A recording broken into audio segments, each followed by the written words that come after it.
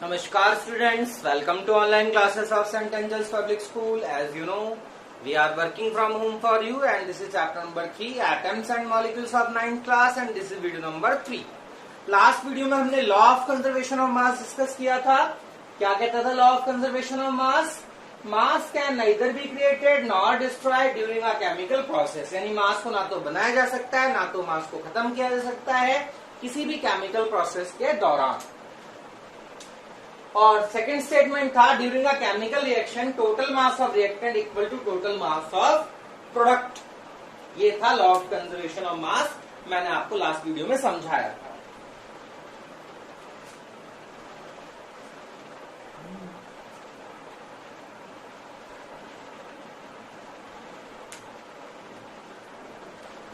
So let's take an example. We have C plus O2 CO2.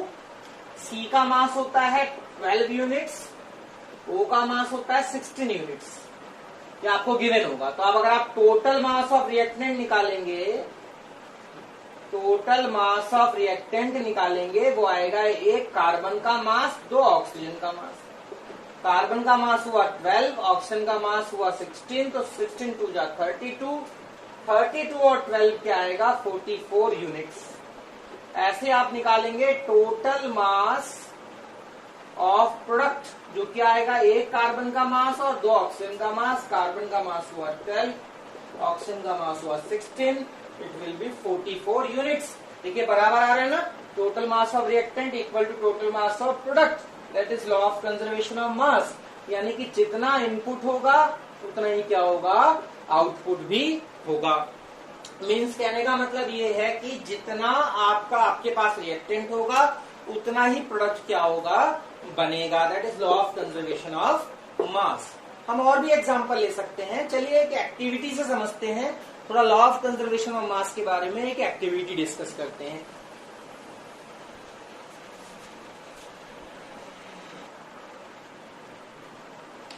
So now we have a question. In a reaction of 4.0 gram of sodium carbonate were reacted with 10 gram of hydrochloric acid. The product was mixture of 2.5 gram of carbon dioxide and 11.5 gram of sodium chloride solution. Is this data in agreement with law of conservation of mass? ये question है आपके सामने जो कह रहा है कि जो ये डेटा आपको दिया हुआ है, क्या ये लॉ ऑफ कंजर्वेशन ऑफ मास के अकॉर्डेंस में है? क्या ये लॉ ऑफ कंजर्वेशन ऑफ मास को प्रूव कर रहा है? ये जो हमें डेटा दिया हुआ है, तो हम इसे चेक करते हैं कि क्या ये लॉ ऑफ कंजर्वेशन ऑफ मास को प्रूव कर रहा है। तो हमारे पास क्या क्या है, आपसे कह रहा है sodium carbonate Na2CO3, sodium carbonate reacted with HCl hydrochloric acid, क्या बन रहा है 2.5 gram of carbon dioxide and 11.5 gram of sodium chloride solution. यहाँ पर बन गया NaCl जो कि है 11.5 ग्राम और बन रहा है कार्बन डाइऑक्साइड जो कि है 2.5 ग्राम। और कितना कितना रिएक्ट कर रहा है, 10 ग्राम HCl है और Na2CO3 सोडियम कार्बोनेट है हमारा 4.0 ग्राम। तो क्या ये लॉ ऑफ कंजर्वेशन ऑफ मास के अकॉर्डेंस में है ये इक्वेशन जो हमें हमारे ये क्वेश्चन जो सामने लिखा हुआ है?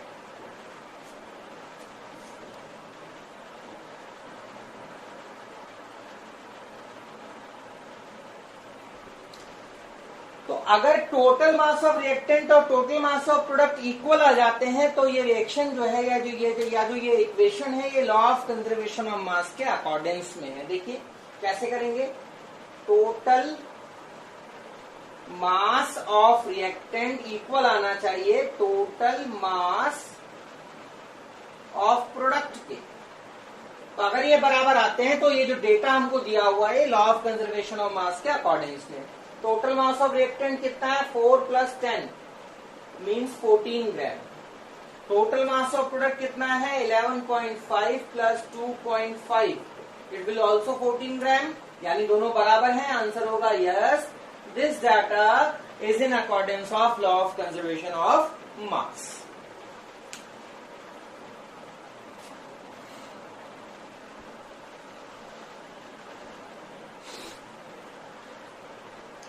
एक और क्वेश्चन है, अगर 6.3 ग्राम सोडियम कार्बोनेट को डाला गया 15.0 ग्राम इथेनोइक एसिड में तो जो बचेगा यानी रिएक्शन होने के बाद जो बचेगा वो बचेगा 18 ग्राम।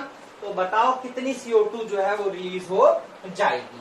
तो बहुत आसान क्वेश्चन है। देखिए सोडियम कार्बोनेट हुआ ये एथेनोइक एसिड है, ये सोडियम कार्बोनेट है, ये एथेनोइक एसिड है, ये सोडियम कार्बोनेट है, ये एथेनोइक एसिड है, और जो बचेगा वो होगा sodium acetate CH3CONA, sodium acetate ये बचेगा और कार्बन डाइऑक्साइड उड़ जाएगी। तो ये कितना है, ये ऐड किया था 6.3 ग्राम, ये डाला ये था 15.0 ग्राम, और जो बचा वो बचा हमारे पास 18.0 ग्राम। तो बोल रहा है बताओ कितनी कार्बन डाइऑक्साइड जो है वो निकल गई। ठीक है, तो हमें ये कार्बन डाइऑक्साइड का मास निकालना है। तो हम जानते हैं कि total mass of reactant means according to law of conservation of mass, total mass of reactant बराबर आएगा टोटल मास ऑफ प्रोडक्ट के, ये बराबर आएगा, है ना। इसका मतलब इसका मास और इसका मास क्या आएंगे, सेम आएंगे, है ना, लॉ ऑफ कंजर्वेशन ऑफ मास के अकॉर्डिंग। तो टोटल मास ऑफ रिएक्टेंट क्या आएगा, इन दोनों को ऐड कर देंगे, यानी 6.3 प्लस का 15 is equal to 18 plus x। ठीक है, तो कितना आएगा, ये आ जाएगा आपका 15 और 6.3 को ऐड करेंगे कितना आएगा, it will be 21.3 gram equal to 18 plus x की वैल्यू निकालनी है, x is equal to 21.3 minus का 18, आप माइनस कर देंगे आंसर आ जाएगा, कितना आंसर आएगा, इट विल बी 3.3 ग्राम। कितनी CO2 रिलीज हुई, CO2 जो रिलीज होगी वो होगी 3.3 ग्राम। आई होप समझ आ रहा होगा।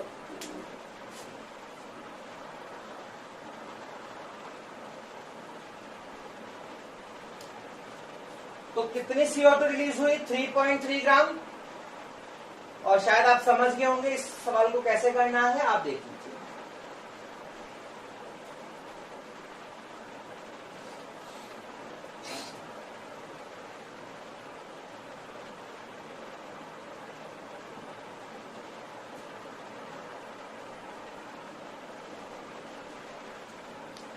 Now we have law of constant proportion. Second law of chemical combination. पहला लॉ था law of conservation of mass, अब हमारे पास है law of constant proportion, जो कहता है a pure chemical compound always consists of the same elements that are combined together in a fixed proportion by mass. Statement आप देख लीजिए, a pure chemical compound always consists of the same element that are combined together in fixed proportion by mass. Law का statement देखिए, फिर मैं आपको समझाता हूं। इस लॉ के स्टेटमेंट को आप नोट कर लीजिए, मैं बताता हूं क्या कहता है।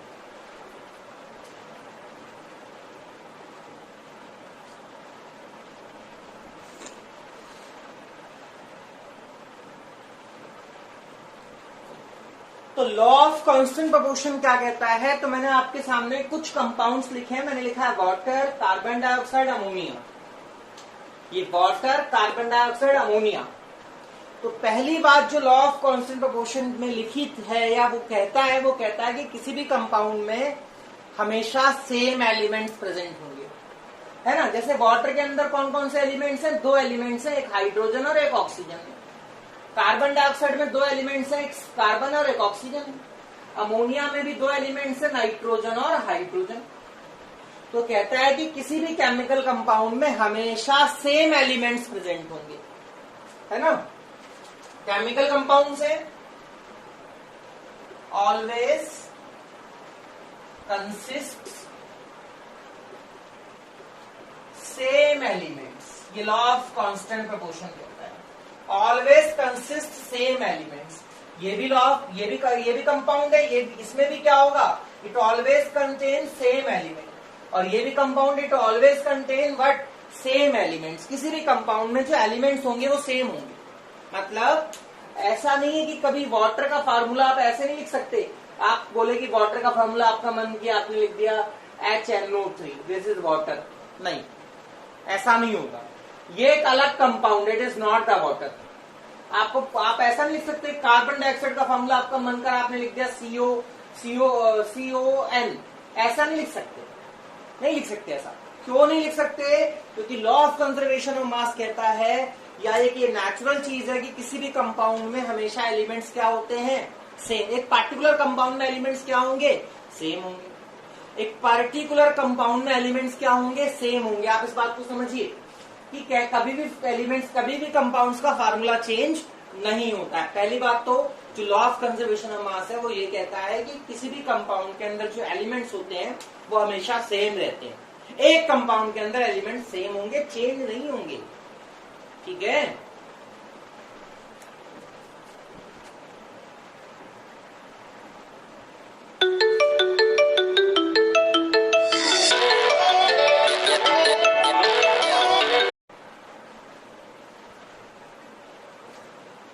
लॉ ऑफ कांस्टेंट प्रोपोर्शन ये कहता है कि एक तो फार्मूला कभी चेंज नहीं होगा, मतलब ये फार्मूले कभी चेंज नहीं होंगे, इसमें कोई नया एलिमेंट नहीं आ सकता। ये एलिमेंट्स हमेशा क्या रहते हैं? सेम रहते हैं एक पार्टिकुलर कंपाउंड में। और दूसरी बात वो कहता है कि बाय मास जो रेशियो है इनका वो फिक्स होगा। अब जैसे हाइड्रोजन और ऑक्सीजन का रेशियो अगर मैं निकालू इसके अंदर, तो मास का जो रेशियो आएगा, तो 2 हाइड्रोजन है तो हाइड्रोजन का मास होता है 1 और ऑक्सीजन का मास होता है 16। ये रेशियो आएगा 1/8, यानी हाइड्रोजन ऑक्सीजन का जो रेशियो रहेगा वाटर में वो 1:8 रहेगा। ये रेशियो फिक्स रहेगा, always fix, always fix, never change. ये रेशियो हमेशा फिक्स रहेगा, कभी भी चेंज नहीं होगा। That is law of constant proportion. ऐसे अगर मैं इसमें कार्बन और ऑक्सीजन का रेशियो निकालने जाऊं तो कार्बन का मास 12 होता है, ऑक्सीजन का मास 16 होता है। तो 12/32, आई होप ये आएगा, कार्बन और ऑक्सीजन का रेशियो इसमें आएगा 3:8। ये रेशियो भी हमेशा फिक्स रहेगा, कभी भी चेंज नहीं होगा। यही लॉ ऑफ कांस्टेंट प्रोपोर्शन है। ऐसे अगर आप अमोनिया में नाइट्रोजन हाइड्रोजन का रेशियो निकालने जाते हैं तो नाइट्रोजन का मास होता है 14 और हाइड्रोजन का मास होता है आपका 1। It will B 14/3, means nitrogen hydrogen का रेशियो अमोनिया में होगा 14:3। ये कभी भी चेंज नहीं होगा, ऑलवेज फिक्स होगा। यानी मेरे कहने का मतलब ये है कि किसी भी केमिकल कंपाउंड में जो भी एलिमेंट्स प्रेजेंट होंगे वो बाय मास एक फिक्स रेशियो में क्या होंगे? प्रेजेंट होंगे। That is law of constant proportion. ठीक है।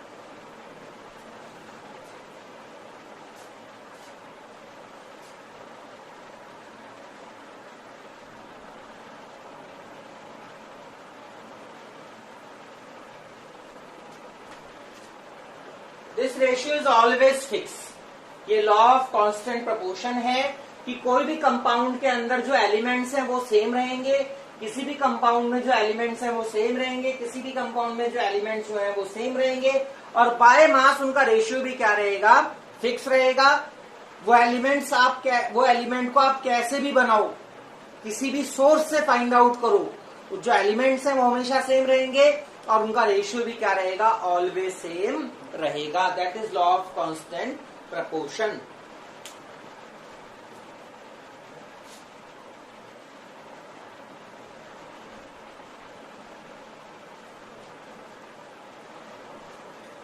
So law of constant proportion ये कहता है, मैं फिर बता देता हूं आपको, कि जो कंपाउंड हमारे पास है वो किसी भी सोर्स से आप बनाओ, कैसे भी बनाओ। जैसे देखो, वुड बर्न करोगे तो भी कार्बन डाइऑक्साइड प्रोड्यूस होगी, पेपर बर्न करोगे तो भी कार्बन डाइऑक्साइड प्रोड्यूस होगी, CaCO3 को गर्म करोगे उससे भी CO2 निकलेगी, और NaCO3 और HCl की रिएक्शन कराओगे, यानी कि सोडियम हाइड्रोजन कार्बोनेट और HCl की रिएक्शन कराओगे तो भी CO2 प्रोड्यूस होगी। यानी ये CO2 अलग अलग तरीके से बनाई जा सकती है। CO2 किसी भी तरीके से बनाई जाए उसमें हमेशा कार्बन और ऑक्सीजन ही प्रेजेंट होंगे। CO2 किसी भी तरीके से बनाई जाए उसमें हमेशा कार्बन और ऑक्सीजन ही प्रेजेंट होंगे, और उसमें हमेशा एक कार्बन और 2 ऑक्सीजन ही प्रेजेंट होंगे। ये भी एक बात ध्यान रखिए। जैसे मैं एग्जांपल ले रहा हूं, मैं आपको लॉ ऑफ कांस्टेंट प्रोपोर्शन समझाना चाह रहा हूं। मैं आपको एग्जांपल ले रहा हूं कार्बन डाइऑक्साइड का। चाहे आप वुड बर्न करें, चाहे आप पेपर बर्न करें, चाहे आप CaCO3 को गर्म करें, चाहे आप NaCO3 और HCl की रिएक्शन कराएं, आप कुछ भी करें, CO2 बनेगी। इन सब प्रोसेस में CO2 बनेगी। उस CO2 में एलिमेंट सेम होंगे, यानी एक कार्बन और 2 ऑक्सीजन होंगे, और इनका जो मास का रेशियो होगा, इनका जो बाय मास रेशियो होगा वो भी क्या रहेगा? वो भी जो है क्या होगा, फिक्स होगा, जो कि होगा आपका 3:4, जो कि होगा 3:4, ये हमेशा फिक्स रहेगा। ऐसे ही वाटर है, वाटर में हाइड्रोजन ऑक्सीजन का रेशियो क्या होता है, 1:8, ये रेशियो भी फिक्स रहेगा।